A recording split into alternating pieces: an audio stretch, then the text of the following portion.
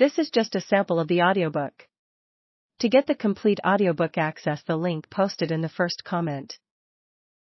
In this book is attempted for the first time the venture of predetermining history, of following the still untravelled stages in the destiny of a culture, and specifically of the only culture of our time and on our planet which is actually in the phase of fulfillment, the West European American. Hitherto, the possibility of solving a problem so far-reaching has evidently never been envisaged, and even if it had been so, the means of dealing with it were either altogether unsuspected or, at best, inadequately used. Is there a logic of history?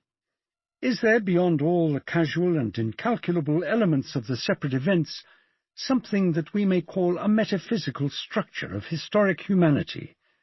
Something that is essentially independent of the outward forms, social, spiritual, and political, which we see so clearly? Are not these actualities indeed secondary, or derived from that something? Does world history present to the seeing eye certain grand traits again and again, with sufficient constancy to justify certain conclusions? And if so, what are the limits to which reasoning from such premises may be pushed? Is it possible to find in life itself, for human history is the sum of mighty life courses which already have had to be endowed with ego and personality in customary thought and expression, by predicating entities of a higher order like the classical or the Chinese culture, modern civilization, a series of stages which must be traversed, and traversed, moreover, in an ordered and obligatory sequence.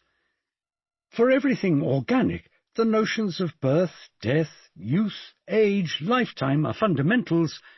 May not these notions, in this sphere also, possess a rigorous meaning which no one has as yet extracted?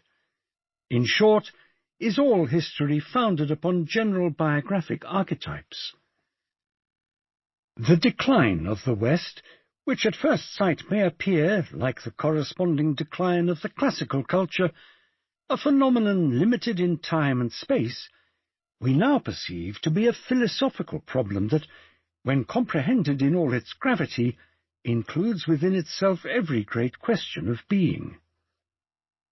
If, therefore, we are to discover in what form the destiny of the Western culture will be accomplished, we must first be clear as to what culture is, what its relations are to visible history, to life, to soul, to nature, to intellect, what the forms of its manifestation are, and how far these forms, peoples, tongues, and epochs, battles and ideas, states and gods, arts and craftworks, sciences, laws, economic types, and world ideas, great men and great events, may be accepted and pointed to as symbols.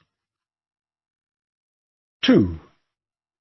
The means whereby to identify dead forms is mathematical law. The means whereby to understand living forms is analogy. By these means we are enabled to distinguish polarity and periodicity in the world. It is, and has always been, a matter of knowledge that the expression forms of world history are limited in number, and that eras, epochs, situations, persons are ever repeating themselves true to type.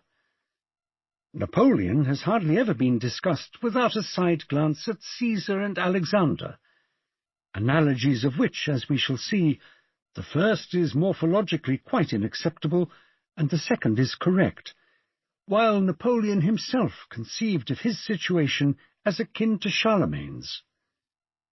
The French Revolutionary Convention spoke of Carthage when it meant England, and the Jacobins styled themselves Romans.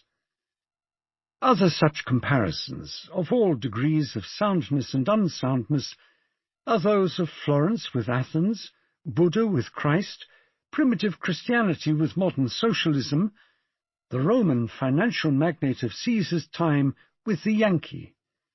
Petrarch, the first passionate archaeologist, and is not archaeology itself an expression of the sense that history is repetition, related himself mentally to Cicero, and but lately Cecil Rhodes, the organizer of British South Africa, who had in his library specially prepared translations of the classical lives of the Caesars, felt himself akin to the Emperor Hadrian.